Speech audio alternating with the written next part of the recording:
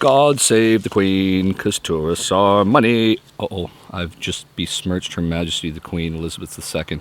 The Royal Mounted Police are coming for me. I have to turn the camera off. Sorry, folks.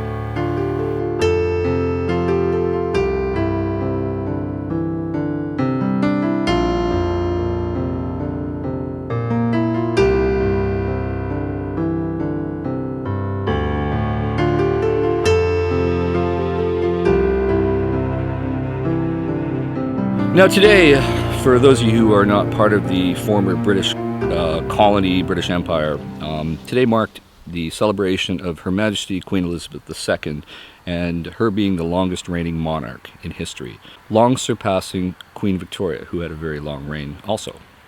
Now, I'm not a monarchist per se. I'm not really into that, and I'm so far removed from all of this, especially here in the western part of Canada. The celebration today was very, very non-existent. There was a 21-gun salute in the city of Westminster. It's part of the Vancouver metro area. And that's pretty much it. And there was a notation on the news about Her Majesty's reign. It was very low-key.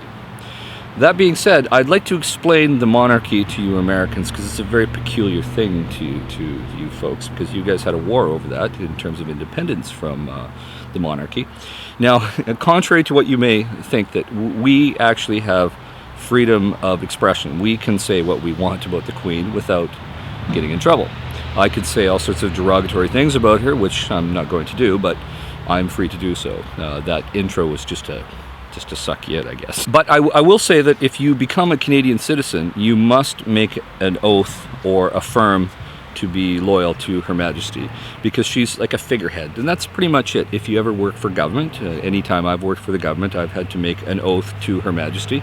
It is a requirement. If you do not make the oath, you cannot work in government. That's just part of the game. I also will say the Queen has done a few good things, and her long reign is one of them.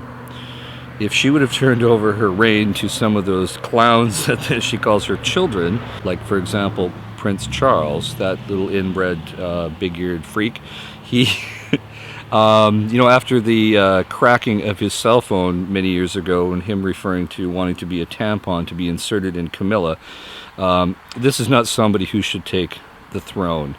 So, and there's many other people within her family who should also not take the throne. So that being said, I think her reign of this length did some justice, because she has a certain sense of humility and dignity that we all appreciate. And if you want to see her evolution, you can look to the Canadian money. Now, she's not on all of our money anymore, but the Canadian $20 bill, which I'm holding the current note that's in circulation now, if you look at that, and I'm going to share that with you, she doesn't have this egotistical revisionist portraits that some rulers like to put pictures of themselves on the money that reflect how they used to look 30 years ago.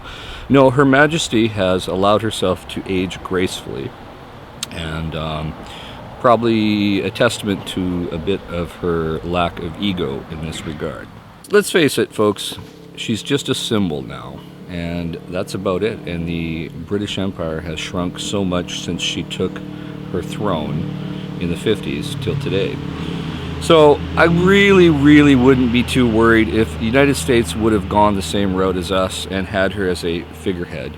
Now, another crazy little throwback that we have as Canadian, our government and laws all have to be given what's called royal assent.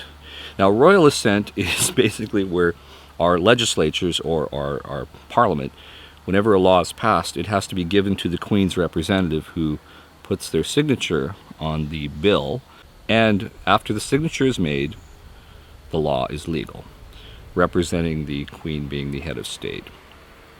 Now, I can imagine a time will come where she will no longer be the head of our government, or her heirs, I guess, because let's face it, these things are throwbacks to the Middle Ages, and things change. But for those who are traditionalists and love this stuff, and hey, even I've been to London to watch the changing of the guard. It's all very quaint. Even though my personal impression of Buckingham Palace is it kind of looks like an ornate post office. That's just my take. And the crown jewels, really, a bit gaudy. They're so big and huge and crazy that it doesn't even seem real to me. But God save the Queen, because tourists are money. So for you Americans out there, you can take a deep breath that we're not all crazy queen-loving or king-loving people up here. We're not all crazy monarchists up in Canada. We understand the tradition, and even those of us who aren't really big on it deal with it, and we're not too worried about it.